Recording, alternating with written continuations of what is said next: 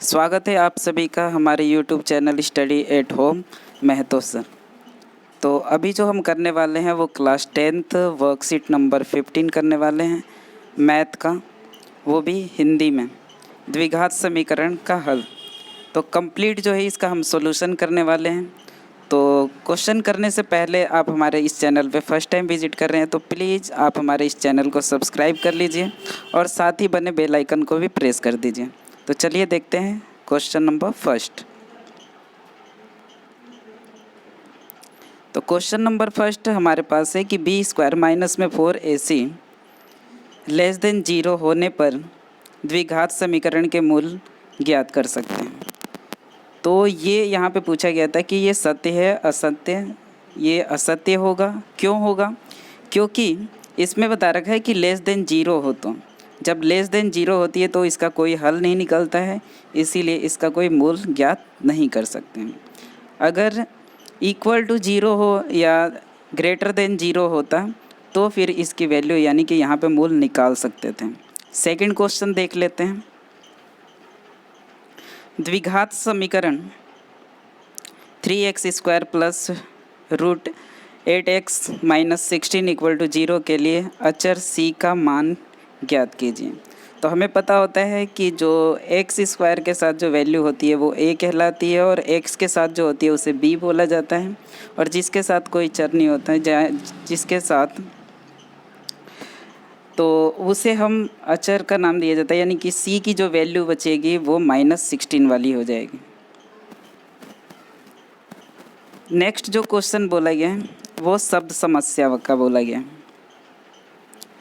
तो यहाँ पे एग्जाम्पल दे रखा था वर्कशीट में ही शब्द समस्या। तो वहाँ पे एक क्वेश्चन था कि दो लगातार धनात्मक पूर्णांकों के वर्गों का योग 145 है, तो पूर्णांक ज्ञात कीजिए। तो धनात्मक पूर्णांक क्या होते हैं? जैसे कि पहला कोई नंबर होता है उसके तुरंत बाद कोई नंबर आता है तो उसे लगातार बोला जाता है। यानी कि पहला नंबर हमने मान लिया, प्रथम धनात्मक पूर्णांक x मान लिए हैं और दूसरा धनात्मक पूर्णांक x+1। तो प्रश्नानुसार अगर हम इसे सॉल्व करते हैं तो x² प्लस x+1 की स्क्वायर इक्वल टू 145। तो x² plus x² plus 1² plus 2x और 1, यानी कि इसमें जो फॉर्मूला लगा हुआ है हमने x+1 का होल स्क्वायर वाला फॉर्मूले पे ओपन किए हैं, तब जाके इसे सॉल्व किया गया है। सॉल्व करने के बाद जो हमारे पास जो जिस तरह से इक्वेशन प्राप्त होता है x² प्लस में x माइनस में 72 इक्वल टू 0। a की वैल्यू यहाँ पे 1 है, b की वैल्यू है 1 और c की वैल्यू है -72। इसके आगे हम सॉल्व करते हैं। अब d की वैल्यू निकालेंगे तो d equal to b² minus में 4ac होते हैं। ये चेक किया जाता है कि इसका सॉल्यूशन है या नहीं। यदि 0 से वैल्यू बड़ी आ जाती है तो इसका मतलब हल है। तो 289 0 से ग्रेटर होता है, इसीलिए इसका हल है। जब हल है तो हम इसे क्या है कि इसके सॉल्यूशंस निकाल सकते हैं। तो मूल निकालते हैं। तो x की वैल्यू निकालने का फॉर्मूला है यहाँ पे है -b plus minus under root D भी बोला जाता है, इसे b² माइनस में 4ac भी बोला जाता है, जो कि मैंने पहले बता दिया है।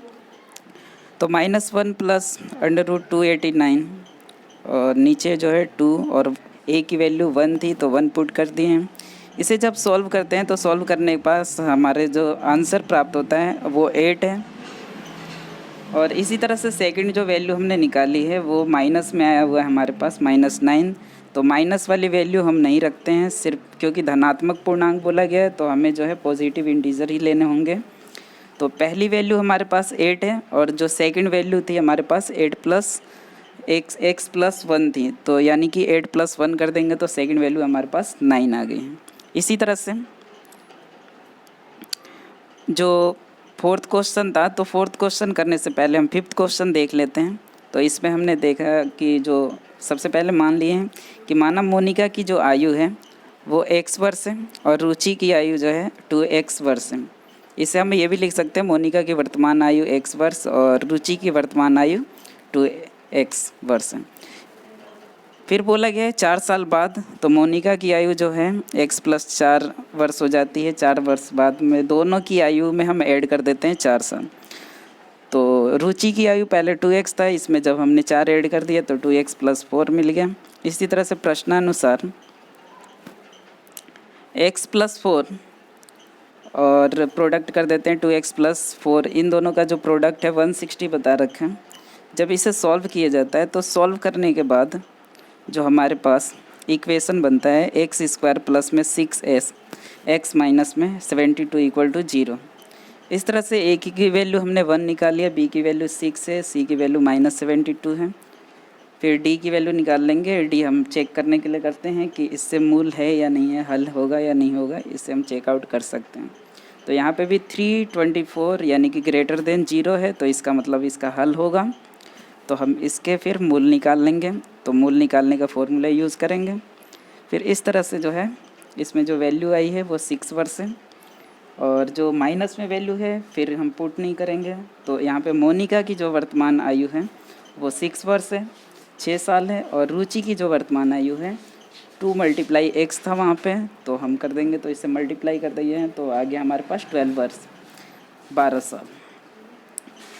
फिर जो फोर्थ क्वेश्चन था, तो फोर्थ क्वेश्चन इस प्रकार से है x - 1 अपॉन में x + 2 प्लस में x - 3 अपॉन में x - 2 = 11/8। तो जब इसे सॉल्व आउट किया गया है तो सॉल्व आउट करने के बाद जो हमारे पास इक्वेशन बना है वो इक्वेशन है 5x² माइनस में 32x + 12 = 0। यहाँ से a की वैल्यू हमने 5 निकाला, b की वैल्यू -32 और c की वैल्यू 12 है। फिर इस तरह से हम d पे चेकआउट कर लेंगे कि ये जो है इसका मूल है या हल है या नहीं है। तो यहाँ पे भी जो d की वैल्यू आई है वो आई है 784 यानी कि >0 है, इसका मतलब इसका भी हल होगा। तो फिर यहाँ पे हम मूल निकाल लेंगे। तो मूल जब निकालते हैं तो मूल वाला फॉर्मूला यूज़ किए हैं।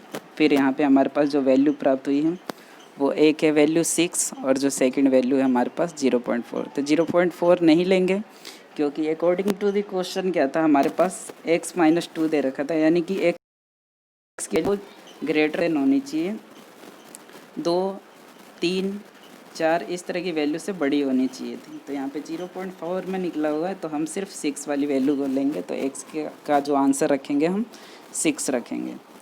तो आई थिंक आपको ये वीडियो बहुत पसंद आई होगी, और यदि आपको ये वीडियो पसंद आई हो तो प्लीज़ आप हमारे इस चैनल को लाइक कर दीजिए, और साथ ही हमारे चैनल को शेयर कर दीजिए, और सब्सक्राइब करना मत भूलिएगा।